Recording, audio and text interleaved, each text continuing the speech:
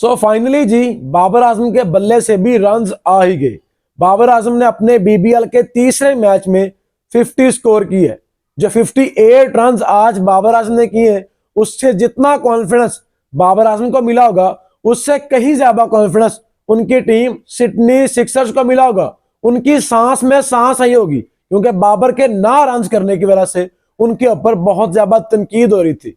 उनको ट्रोल किया जा रहा था कि आपने बड़ा नाम अपनी टीम में ले तो लिया है, लेकिन वो परफॉर्म नहीं कर रहा। आपने उसके नाम से अलग से स्टैंड तो बना दिए, आप उसके नाम की टिकटें तो बेच रहे हैं, लेकिन बाबर परफॉर्म कब करेगा? क्योंकि बाबर ने अपने पहले 2 मैचों में मायूस कुन परफॉर्मेंस दिखाई थी। पहले मैच में सिर्फ 2 रन बनाए थे और दूसरे मैच में सिर्फ 1 चौका लगाया था, 9 रन बनाए थे। इनफैक्ट अपने पहले दोनों मैचों में बाबर आजम ने सिर्फ 11 रन किए थे और एक भी बार डबल फिगर में बाबर आजम दाखिल नहीं हुआ था।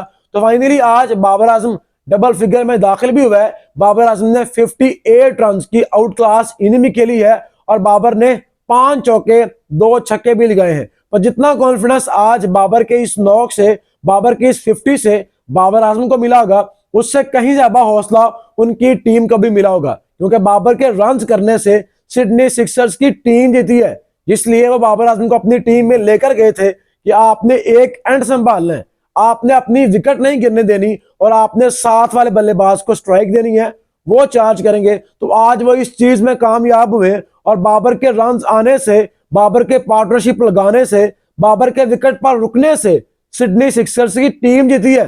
पहले 2 मैच जिसमें बाबर आजम फ्लॉप हुआ, बाबर के बल्ले से रन नहीं आए, वो दोनों मैच सिडनी सिक्सर्स की टीम हार गई थी। इनफैक्ट दोनों मैचों में सिडनी की टीम बड़ा टारगेट बोर्ड पर नहीं लगा पाई थी। सो आज बाबर के विकेट पर ज्यादा टाइम स्पेंड करने से, विकेट ना देने की वजह से उनकी टीम ने 196 रन का बड़ा टारगेट बोर्ड पर लगाया था। सो बाबर के रन करने से उनकी टीम जीती है, बड़ा टारगेट बोर्ड पर लगाया है। लेकिन मैं देख रहा था कि पाकिस्तान में बहुत से लोग बाबर के इस नॉक को भी क्रिटिसाइज कर रहे हैं, इसको एक एवरेज नॉक बोल रहे हैं, बाबर को मीडियोकर माइंडसेट बोल रहे हैं कि आपने एक टिपिकल नॉक खेली है, 38 बॉलों पर 50 किया है, तो इतना स्लो स्टार्ट बाबर आजम ने क्यों दिया है? बाबर के साथ जो बैटर खेल रहा था जोश फिलिपी, उसका स्ट्राइक रेट 168 का था, उसने 96 रन बनाए हैं, तो बाबर का स्ट्राइक रेट ही 138 का क्यों था? तो भाई साहब, जोश फिलिपी ऑस्ट्रेलियन प्लेयर है और ये बिग बैश भी ऑस्ट्रेलिया में हो रही है। और जब से बाबर आजम पाकिस्तान टीम में वापस आया, बाबर ने जितने भी मैच खेले हैं वो स्लो विकेटों पर खेले हैं, वो ऐसे विकेटों पर खेले हैं जहां पर स्पिनर्स को बहुत ज्यादा हेल्प मिलती है, ऐसी विकेटें जहां पर बॉल आपके घुटने से ऊपर नहीं आ रही थी, जहां पर बाउंस नहीं मिल रहा था। इवन के आखिरी 7-8 मैच पाकिस्तान टीम ने ट्राई सीरीज के खेले हैं, आपकी विकेटें डेड हो गई थी, बॉल ऊपर आ ही नहीं रही थी। हम 2-3 बार देख चुके थे कि साइम अयूब, बाबर आजम और भी प्लेयर एलबीडब्ल्यू आउट हुए क्योंकि बॉल को बाउंस नहीं मिला। तो जब आप 2-3 माह ऐसे विकेटों पर मैच खेलें जिसमें बाउंस ना हो, जिनमें लो बाउंस हो, बॉल नीचे रह रही हो, उसके बाद आप अचानक से ऑस्ट्रेलिया जाएं जहां पर बॉल इतनी इतनी बाउंस होती है, जहां पर गुड लेंथ है, भी बाउंसर बजते हैं आपको, तो वहां पर आपको खेलना मुश्किल होता है। और यही बात पिछले मैच के बाद जोश फिलिपी ने की थी। यहां पर पूरा पाकिस्तान बाबर आजम को तनकीद कर रहा था कि बाबर आजम फ्लॉप जा रहा है। हालांकि इस लीग से पाकिस्तान क्रिकेट टीम का कोई ताल्लुक नहीं है।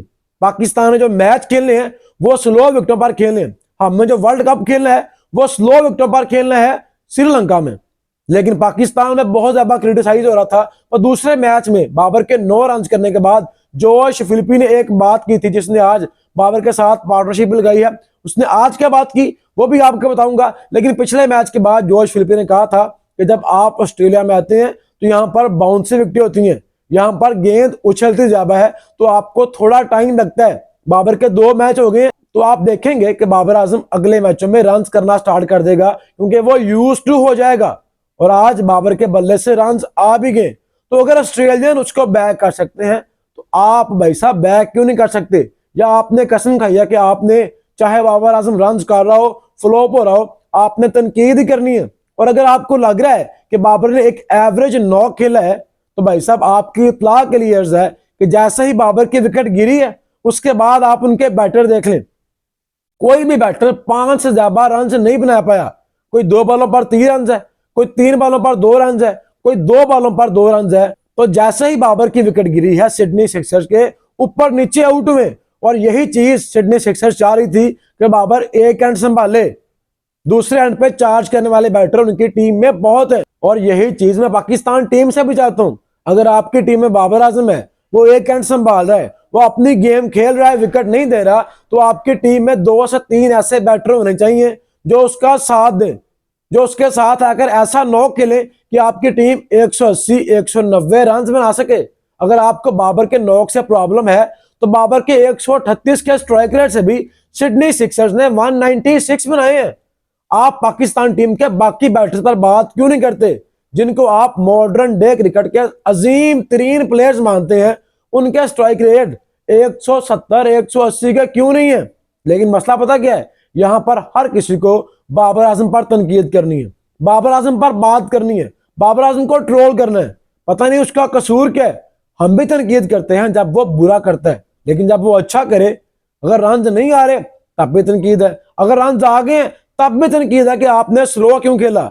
और उसके स्लो खेलने से, उसके 138 के स्ट्राइक रेट से भी उसकी टीम ने 200 रन बनाए हैं। जोश फिलिपी, जिसने पिछले मैच के बाद भी, बाबर के फ्लॉप होने के बाद भी बाबर आजम को बैक किया था, उसने आज के मैच के बाद भी बताया कि हमारी प्लानिंग ही यही थी, हम चाहते ये थे कि बाबर आजम एक एंड संभाले, बाबर अपनी विकेट ना दे, और दूसरे एंड पे हम चार्ज कर लेंगे, हम टोटल बना लेंगे। तो बाबर को जो प्लान दिया गया था, बाबर ने उस प्लान के लिहाज से बैटिंग की है। बाबर ने बुरी बैटिंग नहीं की, बाबर ने 5 चौके लगाए हैं, बाबर ने 2 छक्के भी लगाए हैं। हाँ, अलबत्ता आप ये कह सकते हैं कि बाबर की वो क्लास नजर नहीं आई, जो क्लास बाबर आजम की थी, जो वो डाउन द ग्राउंड चौके मारता था। बाबर आजम ने सिर्फ एक कवर ड्राइव खेली है, बाकी जो भी शॉट्स बाबर आजम ने खेली है वो बाबर की शॉट्स नहीं है। और ये बात मैं हर वीडियो में कह रहा हूं कि जब तक बाबर अपनी गेम को बैक नहीं करेगा, बाबर अपनी शॉट्स को बैक नहीं करेगा, बाबर स्ट्रगल करेगा। बाबर को अब भी इस 58 रन के बाद भी आई थिंक सो अपनी नेचुरल गेम को बैक करना है। वो अपनी कवर ड्राइव खेले, वो स्ट्रेट ड्राइव खेले, वो लेट कट खेले, अपनी नेचुरल गेम को बैक करे। और जैसे ही बाबर आजम अपनी नेचुरल गेम को बैक करेगा, उसका स्ट्राइक रेट भी इंप्रूव होगा, क्योंकि ये वो शॉट्स हैं जो बाबर के अलावा कोई भी नहीं खेलता। इन शॉट्स का बॉलर के पास कोई बैकअप प्लान नहीं होता, क्योंकि बाबर के अलावा मेरा नहीं ख्याल कि जो मौजूदा जमाने के प्लेयर्स हैं वो ऐसे ही शॉट्स खेलते हैं। तो आप सबसे डिफरेंट हैं, आपको वही काम करना चाहिए। अगरचे आज बाबर आजम ने 2 से 3 नई शॉट्स खेलने की कोशिश की, लेकिन नहीं लगी, और बाबर आजम आउट भी उसी शॉट पे हुआ, मतलब स्कूप मारने के चक्कर में। अगरचे बाबर आजम ट्राई कर रहा है खुद को इंप्रूव करने की, लेकिन वक्त लगेगा। अगर आपको लग रहा है कि एक बैटर जो 20 साल से चौके मार रहा है वो 20 दिनों में छक्के मारना स्टार्ट कर देगा, तो ऐसा नहीं होगा। बाकी आपको सिडनी सिक्सर्स के आज से मैच से बहुत कुछ सीखना है। जैसे उन्होंने बाबर के राउंड बाउट टीम नहीं है, आपको भी अपनी टीम में, पाकिस्तान टीम में 2 से 3 बैटर ऐसे लाने होंगे, 2 से 3 बैटर्स को ऐसा प्लान देना होगा कि बाबर एक एंड संभाल रहा है, बाबर का स्ट्राइक रेट 135-40 का भी है, तो बाकी आपको जो बैटर हैं वो 165 170 के स्ट्राइक रेट से भी बैटिंग करें, तो पाकिस्तान टीम 190 180 रन कर सकती है।